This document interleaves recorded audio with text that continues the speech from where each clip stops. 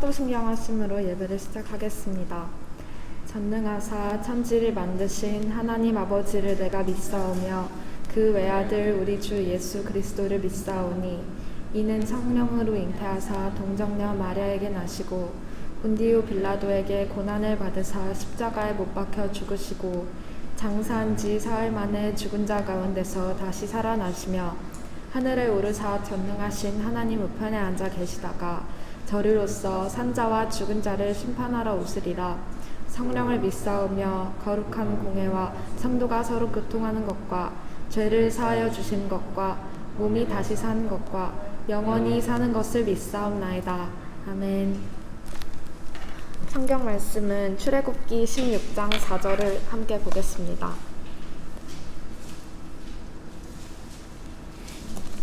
출애굽기 16장 4절입니다.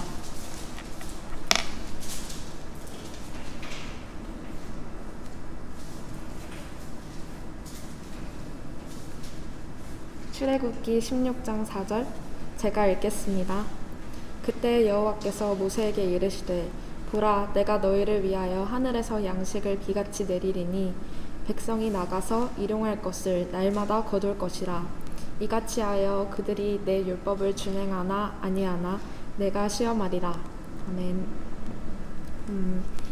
이 말씀을 읽고 하루를 살아간다는 것이 어떤 것인지 묵상을 하게 되었어요. 사실 물 흐르듯이 정말 자연스럽고 편안하게 지나가는 하루도 있지만 오늘 하루를 대체 어떻게 버텨야지 싶을 정도로 너무나 힘겹고 어렵게만 느껴지는 그런 하루들도 있잖아요. 그리고 저는 후자의 하루가 훨씬 더 많았던 것 같아요. 도대체 오늘 하루 저에게 주어진 일을 제가 어떻게 하면 잘 감당할 수 있을까요? 좀 그런 고민이 많았었는데 하나님께서 이 말씀을 묵상하게 하심으로써 저의 의문에 대해서 좀 되게 간단한 답을 주신 것 같아요. 하나님께서 하늘에서 양식을 내려주시고 백성은 그것을 날마다 거두고, 이게 정말 간단한 말씀이잖아요. 이 행위들 자체가. 근데 결국 이것이 우리가 하루를 살아가는 방식이었더라고요. 날마다 나에게 그저 주어졌다고 생각한, 내가 그저 당연하게 받았다고 생각했던 것들이 사실은 다 하나님께서 주신 양식이고, 오늘 내가 살아가는 곳, 내 주변에 있는 사람들, 내가 감당해야 되는 모든 일들, 그런 것들은 하나님께서 주신 양식인데 그것을 그저 나의 어떤 짐으로만 생각했던 것 같아요. 그리고 하나님께서 주신 그 양식을 거두고 감사함으로 정말 잔치처럼 즐기고 먹는 것, 이것을 저에게 바라셨다고 생각합니다. 이것이 내가 저의 시간 속에서 살아가는 어떤 방법이자 본질이라는 생각이 들었어요. 그래서 오늘 함께 기도하고 싶은 것은 오늘 주일 하루도 하나님께서 주신 소중한 하루인데 이 하루를 하나님께 감사함으로 드리고 주님이 주신 양식을 감사함으로 거두고 즐겁게 먹게 해달라고 함께 기도했으면 좋겠습니다.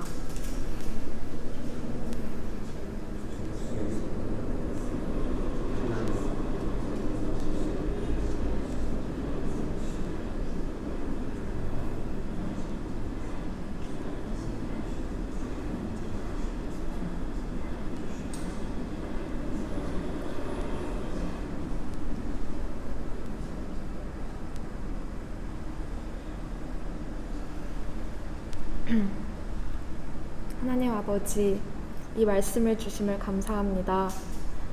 주님, 저에게 주신 하루에 대해서 감사하지 못할 때가 많았고 주님께 왜 물을 주시지 않느냐고 목마르다고 불평불만했습니다. 주님, 그러나 믿음의 사람은 지금 당장 쉴 곳이 보이지 않고 해결 방법이 안 보여도 주님을 신뢰하면서 주님께서 내려주시는 양식을 감사함으로 먹는 것, 이것이 믿음의 사람의 태도입니다. 주님, 그런 태도를 하루하루 배워나가고 점점 더 하나님이 원하시는 모습과 가까워질 수 있도록 도와주세요. 오늘 예배를 드리면서 주님께서 주시는 풍성한 말씀의 양식을 맛있게 먹고 또 찬양을 하면서 저희 마음속에 있는 모든 주님에 대한 사랑과 감사함을 마음껏 표현하는 시간이 되게 해주시고, 또 저희가 각자 삶 속에서 느껴왔던 고충들, 힘듦, 모든 짐들을 오늘 이 자리에서 다 내려놓고 갈 수 있도록 도와주세요. 감사드리며 예수님 이름으로 기도합니다. 아멘.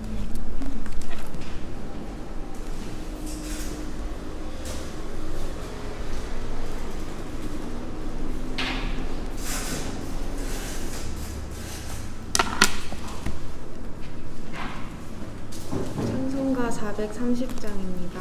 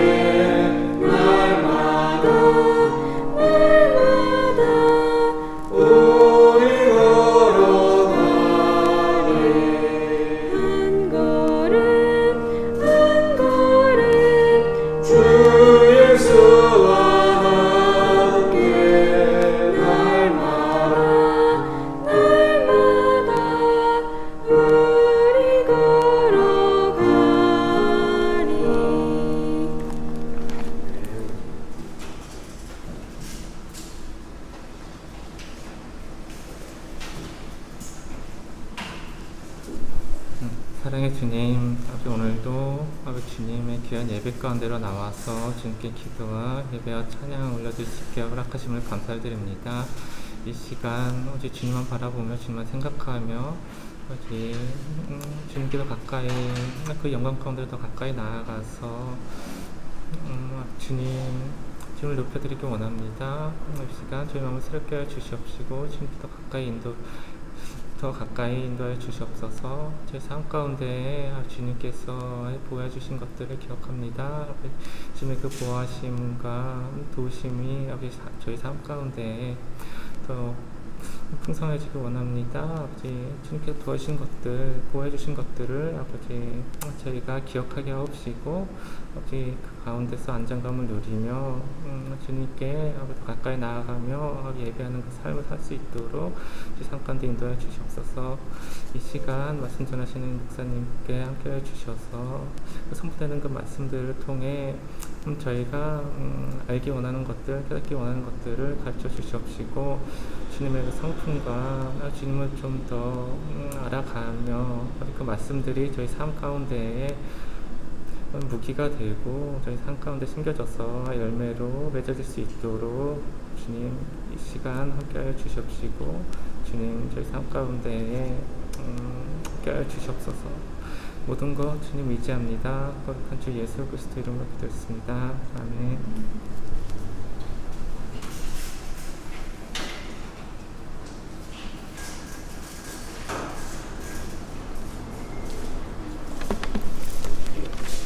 네, 성경 말씀은 다니엘서 2장 12절에서 19절입니다. 다니엘서 2장 12절에서 19절 말씀 제가 읽어드리겠습니다. 다니엘서 2장 12절에서 19절입니다. 왕이 이로 말미암아 진노하고 통분하여 바벨론의 모든 지혜자들을 다 죽이라 명령하니라.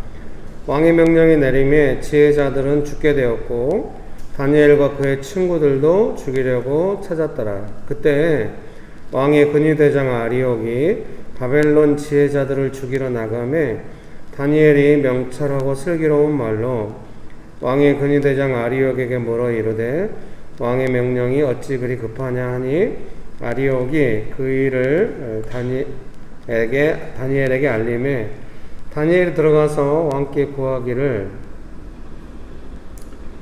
시간을 주시면 왕에게 그 해석을 알려드리리이다 하니라. 이에 다니엘이 자기 집으로 돌아가서 그 친구 하나냐와 미사엘과 아사랴에게 그 일을 알리고 하늘에 계신 하나님이 이 은밀한 일에 대하여 불쌍히 여기사 다니엘과 친구들이 바벨론의 다른 지혜자들과 함께 죽임을 당하지 않게 하시기를 그들로 하여금 구하게 하니라. 이에 은밀한 것이 밤의 환상으로 다니엘에게 나타나 보임에 다니엘이 하늘에 계신 하나님을 찬송하니라. 아멘. 좋으신 예수님, 은혜를 베풀어 주셔서 감사합니다. 하나님만을 간절히 의지합니다. 성령 하나님, 충만하게 역사하여 주시옵소서. 예수님의 이름으로 기도합니다. 아멘. 네, 설교문을 읽어드리겠습니다. 오늘 설교문의 제목은 삶의 문제를 해결해가는 믿음의 방법 이렇게 정해보았습니다. 원칙 이렇게 이해할 수도 있다는 생각이 듭니다. 다니엘을 통해서 우리는 삶의 문제들을 믿음으로 기도로 해결해 가는 것을 배울 수 있습니다. 개인의 성공 스토리 이전에 그것은 성경의 가르침입니다. 그러니 우리 삶과 동떨어진 것처럼 생각하지 말고 믿음으로 문제를 해결해 가는 원칙들을 생각하고 적용해 보면 좋을 것 같습니다. 다니엘에게만 이런 기적은 일어난다 우리가 그렇게 생각하지 말고 우리도 상황은 다르고 또 다니엘은 아니지만 삶에 다가오는 핍박이나 고난이 있는 줄 생각합니다. 그때마다 어떻게 믿음으로 해결해 가는지 그런 부분들을 함께 배우고 생각해 보면 좋겠습니다. 히브리서 11장에서도 다니엘이 믿음으로 사자의 입을 막았다 이런 내용들이 나오죠. 근데 막 사자가 달려드는데 갑자기 막 다니엘이 사자의 입을 막고 이런 느낌은 아닌 것이죠. 성경이 말씀하시는 대로 믿음으로 급박하고 그 어려운 일들을 감당하며 나아갔다 이렇게 이해가 되기 때문에 사자가 달려드는 그런 어려운 문제들을 어떻게 믿음으로 해결해 가는지 성경에 다니엘이 이러이러한 과정을 통해서 이러이러한 방법으로 사자를 막았다 이렇게 좀 알려주시면 좋은데 성경에 그런 내용을 다 알려주지는 않습니다. 그러나 우리가 생각할 때 갑작스럽게 사자의 입을 막고 뭐 이런 상황으로 가는 것은 아니기 때문에 다니엘도 믿음을 따라서 그런 일을 행했을 것이다 그런 생각이 듭니다. 그래서 우리가 그런 것들을 배워갈 수 있다는 생각이 듭니다. 설교문 1번입니다. 왕의 명령 12절이죠. 왕이 꿈을 꿨는데, 느부갓네살 왕이죠. 꿈을 꿨는데 이제 자기가 이제 힘드니까 꿈 때문에 지혜자들에게 꿈을 알려주고 해석하라 이렇게 요구를 하죠. 꿈을 알려주고 해석을 하라고 하면 쉬울 텐데 꿈의 내용 자체도 알려주지 않았기 때문에 이거는 정말로 거기 보시면은 오늘 우리가 읽었던 12절 바로 앞에 11절 있지 않습니까? 11절에 왕께서 물으시는 것은 어려운 일이라 육체와 함께 살지 아니하는 신들 외에는 왕 앞에 그것을 보일 자가 없나이다 한지라. 그래서 사람으로는 할 수 없는 일들이죠. 그런 일들을 이제 지혜자들에게 해내라고 하니까 이렇게 잘 안 되죠. 사람으로서 할 수 없는 일이죠. 그런 일들에 대하여 12절에 왕이 이제 분노해서 바벨론에 있는 지혜자들 다니엘과 세 친구도 포함되죠. 죽이라는 명령을 내린 겁니다. 설교문 1번 읽어드리겠습니다. 모든 지혜자들을 죽이라는 왕의 명령은 해결할 방법이 없는 것처럼 급하고 가혹합니다. 이 급하다는 말은 개역 개정의 15절에 왕의 명령이 어찌 그리 급하냐 이렇게 되는데, 이 가혹하다는 말은 히브리어 직역성경 번역에 나오는 표현인데 제가 옮겨왔습니다. 우리 삶에 다가오는 문제들은 이렇게 때로 급하고 가혹합니다. 이때 두려워하면 원망하게 됩니다. 믿음이 성장한다면 점점 방법이 예수님께 있다고 믿고 견딜 수 있게 됩니다.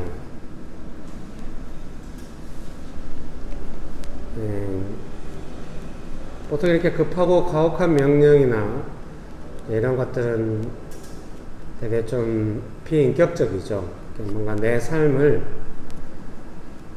비인격적이라는 용어로 총체적으로 이렇게 말씀드렸는데요. 나로 하여금 비인격적인 반응을 하게 만드는 어떤 그런 상황들에 노출되게 되는 것입니다.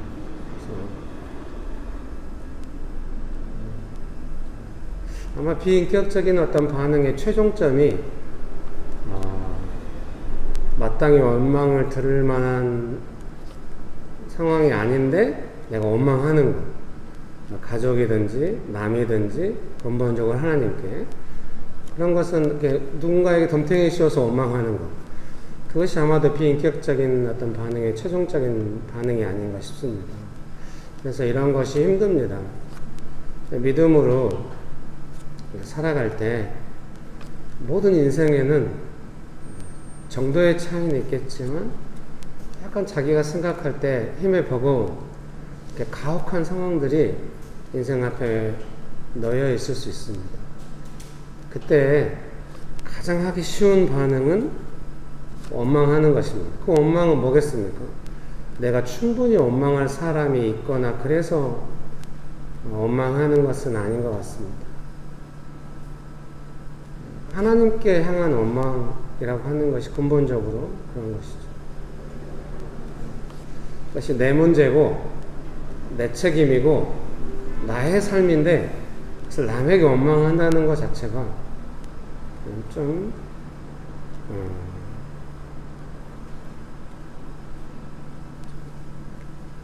그런 것이죠. 그래서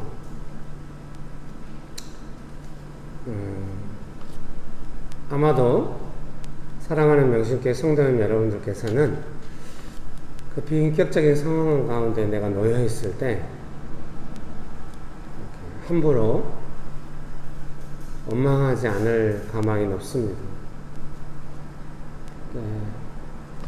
비인격적인 상황이라고 하는 것을 굳이 설명하기 조금 어려운데요. 되게 원망을 할 만큼, 이게 남에게 덤탱이 씌워서 원망할 만큼, 설사 그 대상이 하나님이라 할지라도 막 하고 싶은 그 정도의 좀 까닭머리를 분노거든요. 누군가에게 이거를, 거기에 누군가 조금이라도 걸려들면은 바로 그냥 원망을 거기다가 쏟아놓을 수 있는 이제 그런 상황이죠. 그런데 조금만 믿음이 생기고 이러면은 크게 옳지 않다는 것을 알게 되는 것이죠. 그런 의미에서 예수님을 믿는다고 하는 것은 그런 의미가 있는 것 같아요.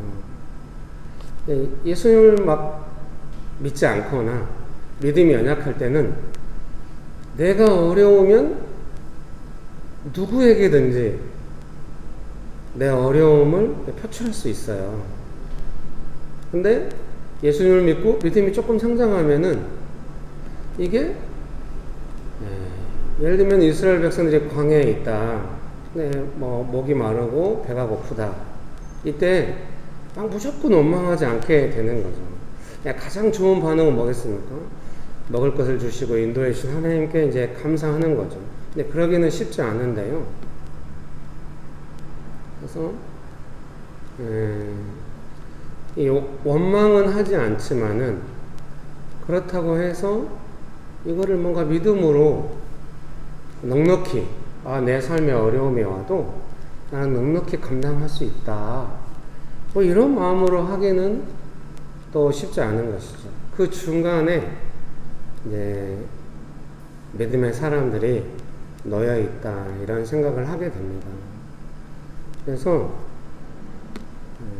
믿음의 성장이라고 하는 거, 믿음의 성장을 따라 견딜 수 있다고 하는 것은 무엇이냐면 제일 좋은 건 그런 거겠죠. 다니엘처럼 뭔가 가혹하고 급한 상황이 왔을 때 그 상황을 신중하고 잘 대응해가지고 하나님의 도움을 받아서 해결해 가는 것, 그것이 제일 좋을 것입니다. 근데 그것이 우리가 알듯이 다니엘이 믿음으로 사자의 입을 막았다 이런 내용들이 어떤 갑자기 아무 과정 없이 딱 되고 이런 것이 아니라는 거죠.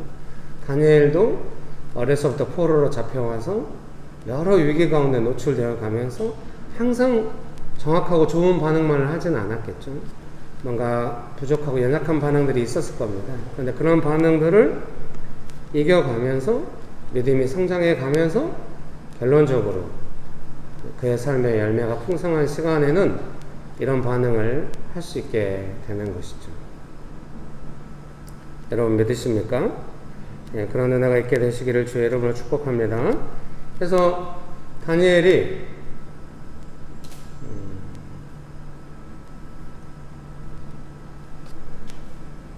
그렇게 뭔가 믿음으로 해갈 때까지 그 믿음의 성장 과정이 있다라는 생각을 하게 되고요. 우리의 믿음도 그런 성장 과정이 있는 것이죠. 그래서 오늘 아침에 각자가 생각해 볼 수 있다고 생각해요. 내 삶에 다가오는 뭔가 좀 급하고 가혹한 상황에서 조금 그거에 좀 믿음이 좀 있고 믿음이 성장했다는 표시거든요. 이 문제를 내가 지금 되게 짜증이 나고 어려운데 이걸 누군가한테 빌미를 삼아서 원망하는 것은 옳지 않다라고 하는 거를 정말 그것처럼 더 정의로운 게 있겠습니까? 어떤 사회 정의를 세우는 것은 오히려 쉬울지 모릅니다. 그러나 아무도 모르는 자기 마음속 깊은 곳에 있는 원망이라고 하는 것이 내가 마땅히 이 원망을 누군가에게 쏟을 수 있는 것이 아니다. 내가 비록 짜증은 나지만 되게 어렵지만 이것을 누군가에게 꼬투리 삼아서 원망을 한다면 이거는 옳은 것이 아니다라는 생각을 할 수 있다는 것이 얼마나 정의로운지 모르겠습니다. 믿음의 내용 안에는 그런 정의로움, 옳고 바른 것이 있는 것이죠. 그래서 좀 되게 그 상황에 노출돼서 짜증이 나는데 그걸 누군가에게 원망하지 않고 있을 때 어렵죠. 차라리 연약했을 때처럼 원망하고 막 이제 남에게 덤탱이 씌우면서 원망하고 이렇게 하면은 화내고 막 싸우고 이러면 훨씬 쉬울 수 있습니다. 근데 이제 그렇게 못 하잖아요. 그렇게 못 하는 거는 사람이 성숙해지고 성장해서 그럴 수도 있습니다만은 제가 생각할 때는 믿음이 생겨서 그런 것 같습니다. 아는 거죠, 본인이. 이게 옳지 않다는 거를. 그래서 그렇게 하지 않지만 이 급하고 가혹한 상황 가운데서 시달리는 것이 없어지는 것은 아닌 것입니다. 그래서 원망을 풀 수도 없고 과거의 연약함대로 믿음으로 감당할 수도 없는 그런 상황 가운데에서 이제 우리가 어려움을 이제 겪게 되는 것이고요. 그런 상황들을 반복하다 보면은 중요한 터닝 포인트 중에 하나는 뭐냐면요. 내가 이제 과거처럼 내 믿음이 생겼는데, 믿음의 안목이 생겼는데, 그냥 못 참고, 과거처럼 연약함을 따라서 원망으로 그 상황을 풀잖아요. 그러면 두고두고 그 부분이 이제 후회가 되기 시작하는 것입니다. 하나님 앞에서 어떤 경우에도 그런 상황들이 막 컨디션이 회복되거나 막 영혼이 좋아지거나 이렇게 안 되는 거예요. 혹시 오늘 예배 참석하시거나 방송으로 보시는 분들 중에 자기 영혼의 신앙의 컨디션의 회복이 필요하다 하면은 오늘 아침에는 특별히 이 부분을 점검해 보시면 어떨까 싶습니다. 내가 알고 있는 거예요. 근데 나는 원망을 했어요. 그럼 그 부분에 전에는 이런 것들을 전혀 회개하지 않죠. 알든 모르든 내가 원망한 대상을 향하여 계속 원망을 하고 나는 상처받았다고 막 표현을 한단 말입니다. 근데 믿음이 성장하면 조금 알아요. 내가 지나치게 원망했다는 거. 이게 뭐 안 걸릴 수가 없겠죠. 10%든 20%든 걸리긴 걸려. 심지어는 80%라도 걸리긴 걸릴 것입니다. 자기가 원망할 만한 이유가 있다는 것에 대해서. 그래도 마음에 한 자락에 남아있을 수가 있어요. 그것은 뭐냐면 이 원망이 정당한가, 정말로 이것은 하나님 앞에서 옳은 것인가, 이런 생각들을 하게 되는 것입니다. 본인이 그때 하나님 앞에 정직하게 나아가서 자기가 원망한 것, 이런 것들에 대하여 회개하고 돌이킨다면 다시 유쾌하고 행복한 날이 올 줄 믿습니다. 그래서 이제 그런 거를 잘 해야 됩니다. 믿음이 성장하는 중에 내 연약함을 따라 원망하고, 이게 믿음이 성장하는 사람은 아무리 100% 누군가 나한테 이렇게 해도 그걸 빌미 삼아서 내 연약함을 드러날 기회로 삼지 않게 되는 것이죠. 이제 그것이 예수님을 따라가는 삶입니다. 되게 어려워요. 그러니까 겉으로 보기에는 자기가 잘못도 없는데 무한 책임을 지는 것 같은 그런 모습이 보일 수도 있긴 있어요. 근데 하나님 앞에서는 엄중하게 분별이 되겠죠. 예수님을 공격하는 사람들을 향하여 그들의 그 잘못됨을 근거로 예수님께서 뭔가 하시지 않는 것이죠. 그런다고 해서 그들이 공격하는 근거가 다 맞아가지고 예수님께서 잘못한 건 전혀 아니시죠. 예수님은 아무 잘못이 없으셨지만 사람들이 그렇게 함부로 공격할 때에도 그 공격을 빌미로 예수님께서 갚아주시거나 이러지 않으신 거죠. 그래서 어떤 면에서 이것이 되게 이제 좀 답답해 보일 수 있는데, 그렇게 하다 보면은 하나님의 도우심을 기대할 수가 있게 되는 것입니다. 내가 내 연약함을 따라 하고 회개를 안 하면 하나님의 도우심이 너무 작은 거예요. 내가 원망하고 연약함대로 마음껏 살아도 하나님께서 계속해서 도와주시면 좋긴 좋은데 그게 안 되는 겁니다. 이스라엘 백성들이 광야에서 막 원망을 하니까 그 원망은 정말 조금 이상한 원망이죠. 그런데 그 원망을 해서 가장 안 좋은 사람은 누군가? 이스라엘 백성들인 거예요. 하나님께서 그 원망했다고 막 멸하거나 이러시지 않아요. 하나님은 하나님의 이름을 위하여 그렇게 하지 않으시죠. 모세가 막 기도하잖아요. 하나님께서 이들을 멸하신다면 아마도 하나님의 능력이 부족해서 그랬다고 할 것입니다. 하나님 그렇게 하시면 안 됩니다. 그래서 하나님은 하나님의 성품을 스스로 위배할 수가 없으신 거죠. 그래서 그렇게 하지 않으시죠. 근데 이스라엘 백성만 너무 어려운 그런 상황이에요. 그래서 정말 믿음이 있다고 하는 것은 가장 자기 자신을 잘 보호하는 상황 같긴 해요. 내가 여기서 이제 뭘 이스라엘 백성처럼 막 원망하다 이런 결과가 오겠구나 안다면 누구든지 안 그럴 텐데, 좀 이렇게 믿음이 성장한다는 거, 원망 한 번 했다는 거, 이런 것이 내 삶에 궁극적으로 어떤 의미가 있는지를 사람들이 잘 모르는 거예요. 그런데 원망을 하지 않고 조금 시달리면서 하나님의 도움을 받을 때 이제 가끔 기적이 있거든요. 하나님의 도우심이 있어요. 그래서 그때 아는 거죠. 아, 내가 이때 믿음으로 잘 반응하면 하나님의 도우심이 있다는 것을 알아가게 되는 거죠. 제가 생각할 때는 그렇게 해석하고 싶은 것이에요. 다니엘이 타고 태어나기를 믿음으로 타고 태어나가지고 성장하는 과정 내내 믿음이 완벽하고 삶의 위기가 다가오는 그 성경의 내용들을 왔을 때 사자가 오거나 왕이 죽이려고 이럴 때 믿음으로 딱 해결하고 이런 삶은 아닐 거라고 저는 생각하는 거죠. 사람이라면 다 연약하고 어려움이 있는 거죠. 문제가 있는 겁니다. 그리고 다니엘을 할지라도 연약한 반응의 내용들이 있지 않겠습니까? 그런데 그런 부분들이 믿음으로 성장해 가면서 계속해서 하나님의 도움을 받아서 잘 해왔고, 정말 성경에서 칭찬할 만한 그런 믿음의 과정이 있었는 줄 생각합니다. 또 우리랑 똑같다 이렇게 할 수는 없겠죠. 훨씬 더 훌륭한 부분이 있다고 생각을 합니다. 근데 그렇다 할지라도 믿음은 성장해 가는 것이기 때문에 그런 상황 속에서 성장해 가면서 하나님의 도움을 많이 받고 그렇게 나가게 되는 줄 믿습니다. 그래서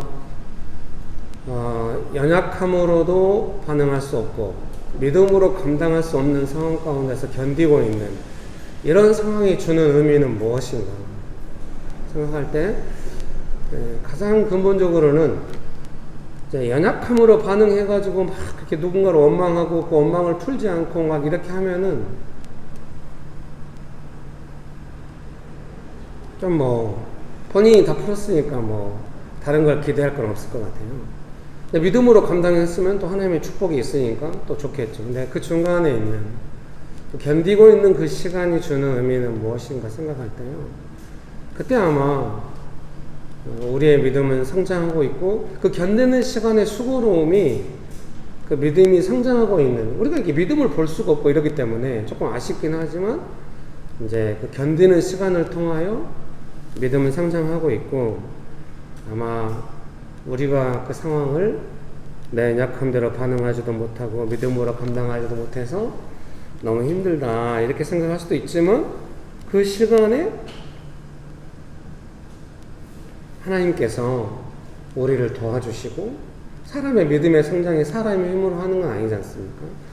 그래서 간혹 어떤 사람이 계속 자기 연약함대로 막 반응하지 않고 믿음이 조금 성장해서 시달리면서 견디고 있다. 정말 이거는 정말 은혜다. 하나님의 보호다. 하나님께서 베푸신 은혜다. 이런 생각이 듭니다.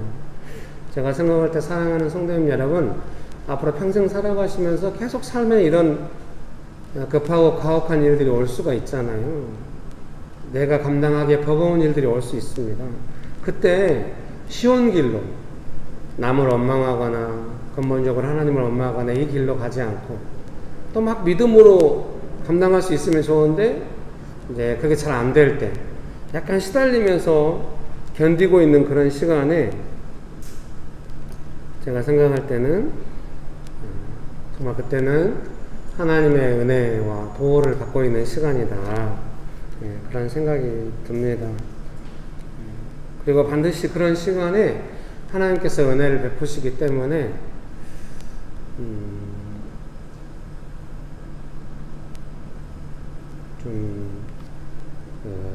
하나님의 도우심이라고 하는 것을 명백하게 느낄 수 있게.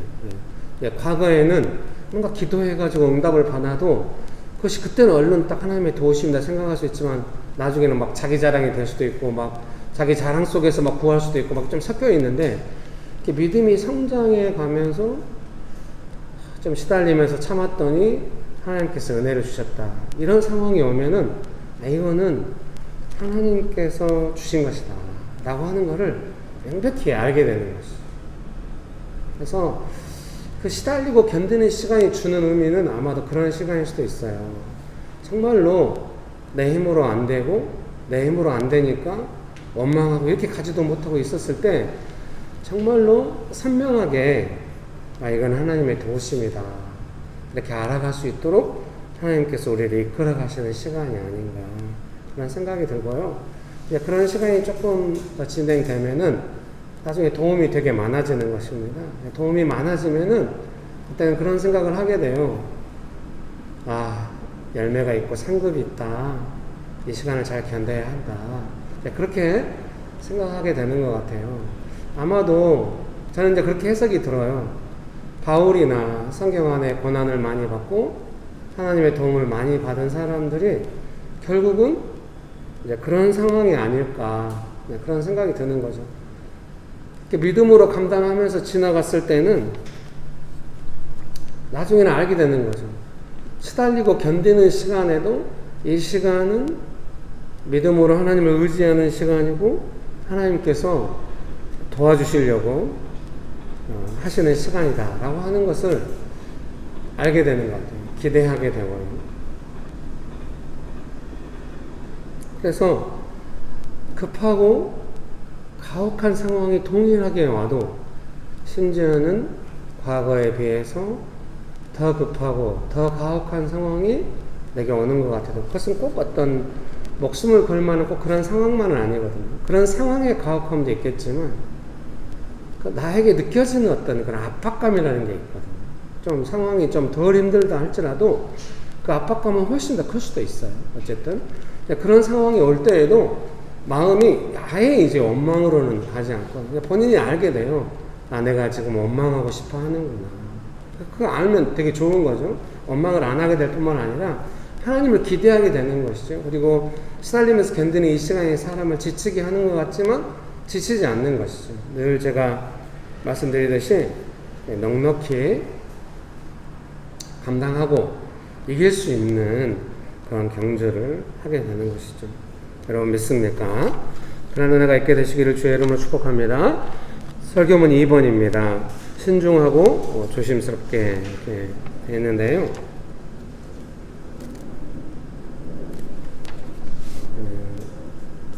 14절에 다니엘서 2장 14절입니다.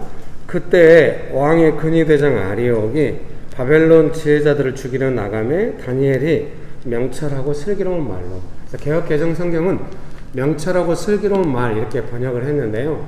히브리어 직역은 신중하고 조심스럽게 이렇게 번역을 했어요. 그래서 제가 히브리어 직역 성경의 내용을 소제목으로 잡았습니다. 죽이라는 왕의 명령과 자신이 죽을 것 같은 두려움과 죽이러 온 사람에 대한 마음은 아직 정리되지 않았을 수 있습니다. 급하고 가혹한 상황에 대한 자신의 반응을 조절해 가는 것이 신중함입니다. 일사천리로 문제가 해결되지 않을 것입니다. 일단 근위대장 아리옥에 대한 믿음의 반응은 대화가 가능하게 합니다. 그래서 이것은 저만 느껴지는 해석일 수도 있고요. 사랑하는 성도님 여러분께는 어떻게 될지는 잘 모르겠는데요. 어떤 그 급하고 좀 가혹한 상황이라고 하는 것, 내가 겪는 어려운 상황이라고 하는 것이 올 때, 그때 꼭 이 근위대장 아리옥 같은 사람을 만나게 돼요.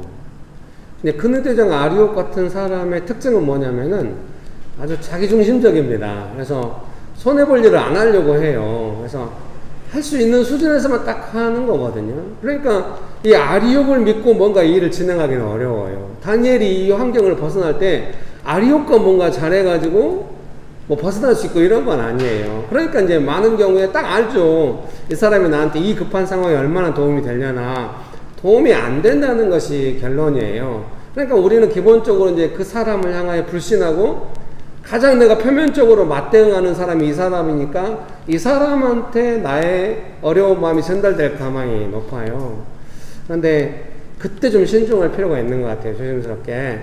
뭔가 내가 지금 어렵고 급한 상황이 와가지고 어떤 사람하고 딱 이렇게 맞닿았는데 이 사람한테 내가 어떻게 할 것인지를 조금 신중하고 조심스럽게 하는 것이 필요한 것 같아요. 이 사람이 갑자기 막 마음이 내가 신중하고 조심스럽게 했더니 막 마음이 좋아져가지고 제가 도와드릴게요. 막 편의를 봐주고 그런 경우가 간혹 있긴 있어요. 근데 그럴 것 같진 않아요.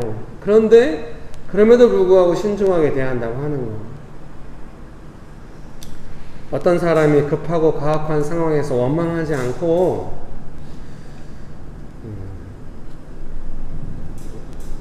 시련을 참고 견뎠어요.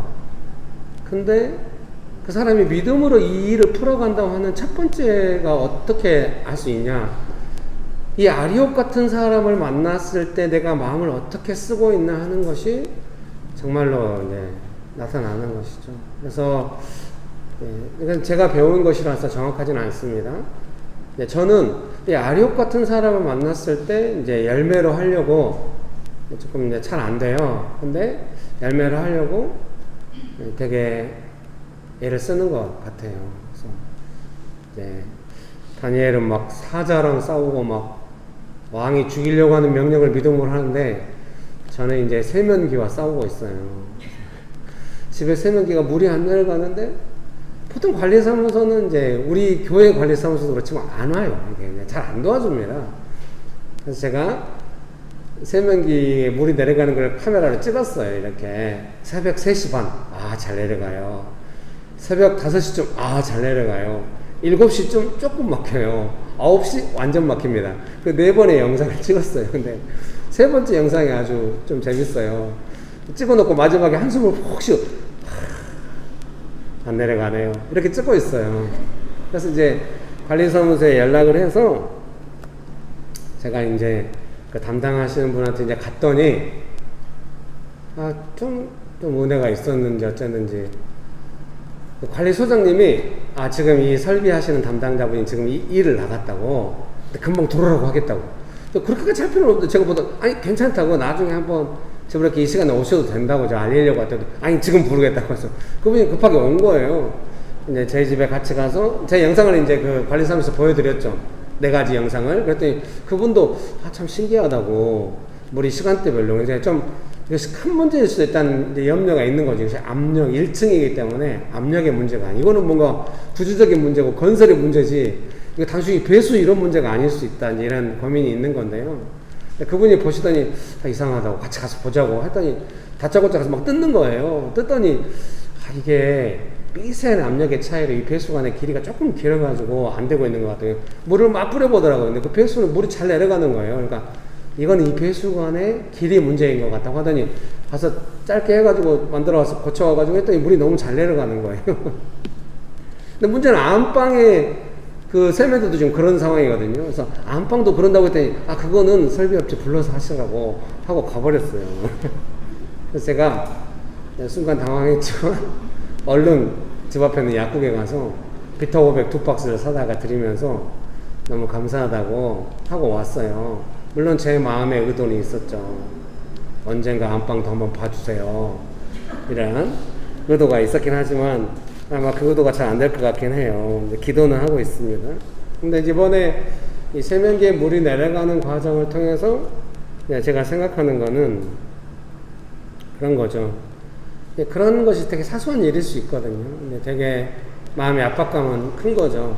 그 마음의 압박감이 느껴질 때 그때 근본적으로 건설사를 원망할 수도 있고 이게 우리 책임이 되면 어떠나 이런 두려움도 있을 수 있고 관리사무소는 어차피 안 도와줄 거야 이렇게 쉽게 생각할 수도 있고 이런데 그런 마음과 상관없이 처음부터 하나님을 의지했고 작은 문제지만 하나님을 의지했고 혹시 우리가 손해를 보게 된다면 감수해야 된다. 돈이 들더라도 고칠 수 있다. 이런 마음이 이미 준비가 있었고 근본적으로 하나님을 의지하고 도와달라는 어떤 기대가 있었죠.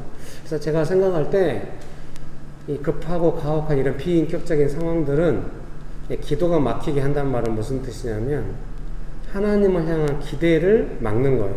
그래서 사실 이 급하고 가혹한 상황들의 의도는 뭐냐면 하나님 앞에서 사람이 불손해지게 그래서 도와주시지도 않네 이러면서 자기 마음대로 반응하게 마음이 복잡해지게 사람은 그럴 수 있잖아요. 그래서 그 사람이 점점 비인격적인 반응이 나오게 그렇게 이끌려는 것이 아마 의도가 아닌가 싶기도 해요. 그래서 가장 그 의도를 거절하고 믿음을 지킨다고 하는 것은 무엇이냐면 하나님을 향한 다 몰라도 하나님을 향한 인격적인 반응이 살아있는 것이고 그 하나님을 향해 인격적인 반응이 회복되는 것이죠. 그것이 기도의 회복이겠죠. 그것이 회복되면 아직 구체적인 도움이 오지 않았어도 하나님의 위로와 격려를 받을 수가 있는 것이고요. 그럼 내 영혼은 회복되는 것이죠. 그때는 사람 누구나 다 하나님의 은혜를 받으면 손해도 볼 수 있다 이런 관대함이 생기는 것 같아요. 그런 시간이 있는 줄 믿습니다. 여러분 믿으십니까? 3번 다니엘과 친구들의 기도. 기도의 시작은 막막합니다. 그 막막함은 현실이 풀려서 해결되는 것은 아닙니다. 기도 속에서 문제보다 하나님의 은혜가 더 우선일 때 풀려갑니다. 급하고 가혹한 문제가 주는 어려움은 기도가 막힌다는 것입니다. 기도는 그래서 문제들보다 은혜가 더 우선되도록 힘쓰는 노동이기도 합니다. 그러니까 비인격적인 상황으로 가혹하게 나한테 오니까 되게 짜증이 나잖아. 이해가 안 되고 그럼 나도 막 비인격적인 반응을 막 하게 되면 거기에 기도 없죠. 그런 마음으로 기도가 안 된다고 우리가 뻔히 알잖아요. 근데 심지어는 내가 비인격적인 반응을 하기도 전에 시련으로 참고 견디고 있는 그 애매한 순간부터 이미 기도가 막히고 이럴 수 있어요. 그러니까 그걸 어떻게 해야 돼요? 아, 나는 화 안 냈어, 원망 안 했어, 나는 참았어, 이 정도로는 인격적인 반응이 아니라는 것이라는 생각이 들어요. 그 상황 가운데서 하나님의 도움을 간절히 구하면서 하나님의 위로를 받을 수 있는 수준까지 막 기도를 할 필요가 있는 것이죠. 이번 주에도 이제 자매님께 문자를 하나 받았어요. 아, 기도가 좀 잘 안 되고 잘 안 될 것 같은 두려운 마음이 든다고. 그래서 제가 2번에 걸쳐서 이제 문자에 답장을 보냈어요. 옛날 같으면 그런 문자가 오면은 아, 저번에는 잘 감당했는데 이번에는 안 되려나 좀 걱정부터 했을 텐데 이제 그런 걱정이 안 들더라고요. 그래서 막 담대하게 답장을 보낸 거예요. 잘 되도록 기도합니다. 잘 될 겁니다. 제가 무슨 근거로 그랬는지 모르겠는데 제 마음에 조금 믿음이 있었던 것 같아요. 그 다음날 하루 지나서 다시 이제 문자를 보낼 때는 지난번에 재정의 문제로 믿음을 배웠던 것처럼 이번에도 이 문제를 통하여 믿음을 배우는 시간이 되지 않을까 싶습니다. 그래서 항상 어려울 때는 하나님, 제가 이 상황에서 무엇을 배워야 할까요? 그렇게 질문하시면서 나아가면은 훨씬 기도가 잘 회복됩니다. 이렇게 했더니 바로 답장이 왔어요. 자기가 이 부분에 있어서는 내 뜻대로 안 될 것 같은 두려움이 올 때마다 너무 쉽게 무너진다는 것이죠. 마음이. 그래서 믿음으로 해가야겠다고 믿음의 관점을 회복하는 것을 보았어요. 그렇죠. 우리가 믿음이 성장했다고 해서 내 삶의 모든 영역이 다 믿음으로 되는 거 아니에요. 좀 믿음으로 되는 영역이 있으면 좀 믿음으로 안 되는 어떤 영역이 또다시 도전처럼 다가오거든요. 그때마다 아, 지난번에 믿음으로 했으니까 이번에도 믿음으로, 이게 잘 안 돼요. 사람은 믿음으로 비인격적인 상황에 도전이 있을 때 그것을 인격적인 믿음의 인격성 안에서 하나님 신뢰하고 하나님 도움받으면서 아직 문제가 해결 안 됐어도 하나님 찬양하면서 하나님 감사하면서 의지하면서 이렇게 매번 나가기가 쉽지 않거든요. 근데 그런 것들을 최선을 다해 사는 것이 믿음의 성장이다, 이런 생각이 듭니다. 여러분, 그런 노동과 수고가 있는 줄 믿습니다. 잘 감당하게 되시기를 주의 이름으로 축복합니다.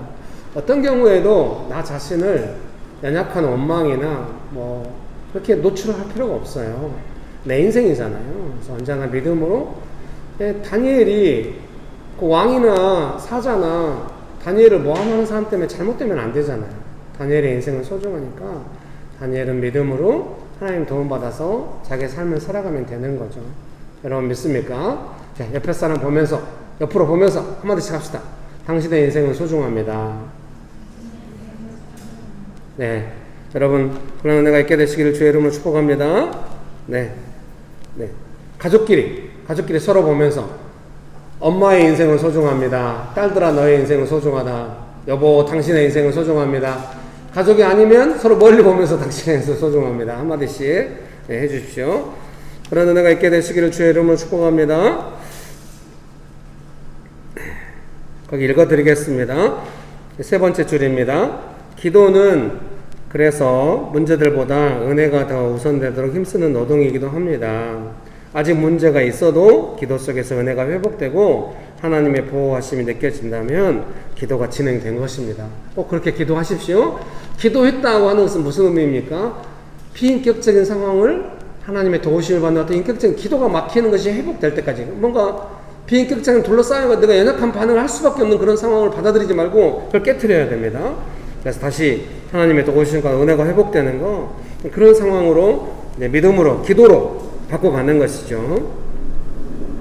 수시로 그런 마음이 사라지려 합니다. 그때마다 생각으로 들어가서 불안해지지 말고 기도를 통하여 다스려야 합니다. 여러분, 생각을 기피해가지고 명쾌한 어떤 논리를 끌어내서 상황에 대한 어떤 정의를 딱 한다. 그것은 조금 믿음의 선한 싸움이 없을 때 가능할지 모릅니다. 믿음의 선한 싸움이 되면 그 정도로는 좀 연약해요. 믿음으로 딱 제압되어야만 생각이 명쾌해지고 상황이 정리가 되고 믿음의 소망 가운데 기대를 하게 됩니다. 그래서 과거의 방법이 잘 안 통할 수 있거든요. 그 방법을 계속 쓰지 말고 믿음으로 해야 합니다. 문제를 어떻게 해결할지 다 응답을 받지 못했다 해도 기도를 통하여 은혜로 만져진 마음, 믿음으로 지금 할 수 있는 일을 해가는 것입니다. 이제 그러다 보면 그 느대장 아리옥 같은 사람을 향해서도 믿음으로, 열매로 성실하게 대응할 수 있게 되는 거예요. 보통은 그렇게 해가지고 일이 잘 되는 경우가 되게 많거든요. 우리도 이제 차량 등록하라고 해서 이제 사무실 갔더니 지금 저희가 사무실 2개잖아요. 예배실과 요한실이 꽤 넓고 이러니까 37제곱미터당 뭐 한 대래요. 그러니까 우리 여러 대가 될 수 있겠긴 하고 갔는데, 아, 그건 아니래요. 주차 면적은 또 다르다고 해서 두 공간당 한 대씩 2대밖에 안 된다고 해서. 그래요? 제 아내는 이미 그런 거에 대한 이제 어떻게 되었다 이미 결정돼 있죠. 어결매. 어차피 결론은 열매. 그래서, 아, 그래요? 하고 웃으면서 이야기했대, 그쪽에서. 그럼 2대밖에 안 되는 거예요? 아니, 뭐 더 원하시면 될 수도 있긴 하지만요. 도대체 뭐 어쩌자는 거야?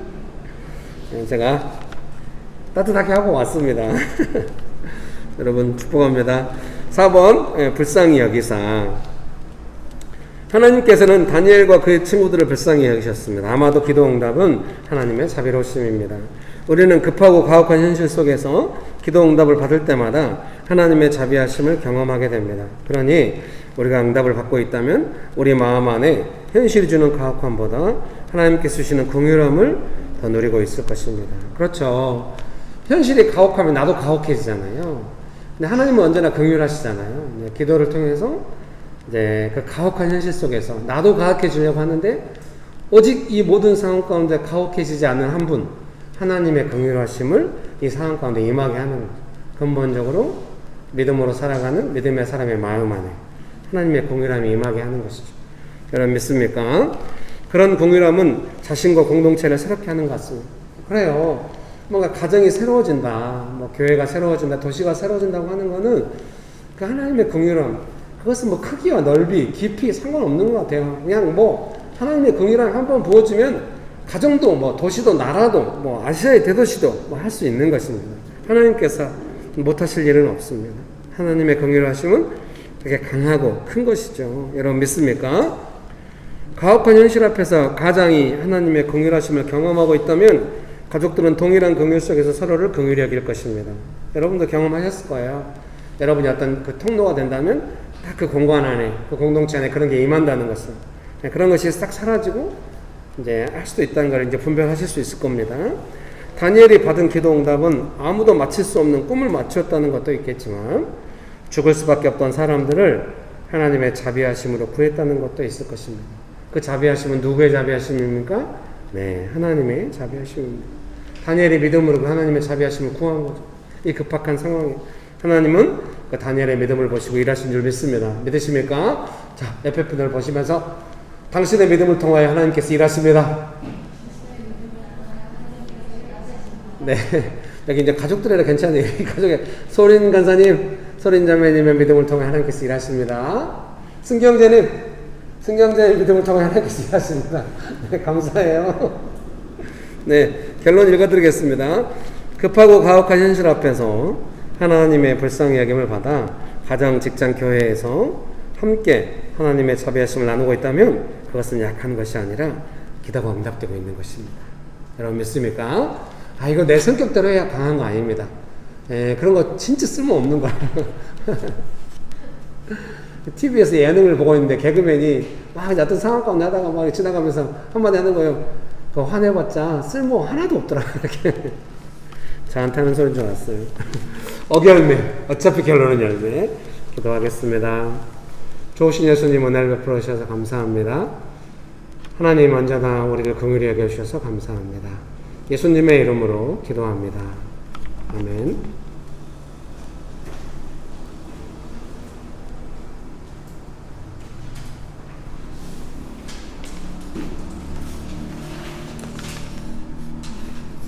사랑의 주님, 제가 원치 않는 상황이 올 때마다 마음을 방어적으로 하면서 저희 기질대로 할 때가 많았는데 이 시간 그런 마음을 주님의 은혜로 고쳐주시고 돌이키기 원합니다. 이번 추석 동안 가족을 만나는 모든 분들 축복하시고 보호하여 주시고 작게나마 주님의 성품으로 섬길 수 있도록 은혜를 베풀어 주시고 인도하여 주시옵소서. 준비한 재정을 주님께 드립니다. 이 재정이 쓰이는 곳마다 주님의 은혜가 가득하게 하여 주시옵소서. 예수님의 이름으로 기도드립니다. 아멘.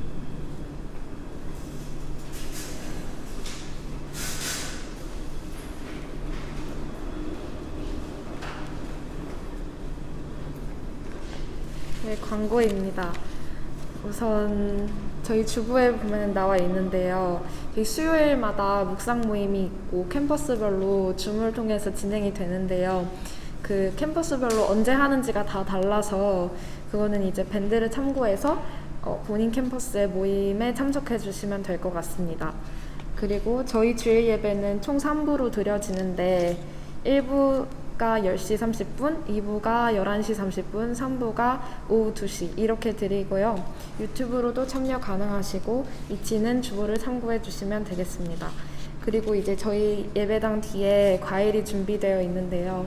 함께 맛있게 드시고 또 즐겁고 따뜻한 추석 연휴 보내시면 좋겠습니다. 감사합니다.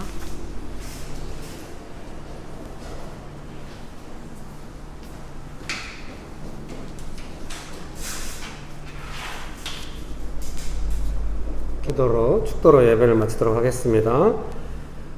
지금은 우리 주 예수 그리스도의 은혜와 아버지 하나님의 크신 사랑과 성령님의 교통하심이 급한 상황이 올 때마다 하나님의 긍휼하심과 자비하심을 힘입어 믿음으로 살아가기를 결정하는 명신교회 사랑하는 성도님들의 삶 위에, 명신교회 위에, 조국교회 위에, 온 열방 위에 지금부터 영원토록 함께 하시기를 간절히 축원합니다. 아멘.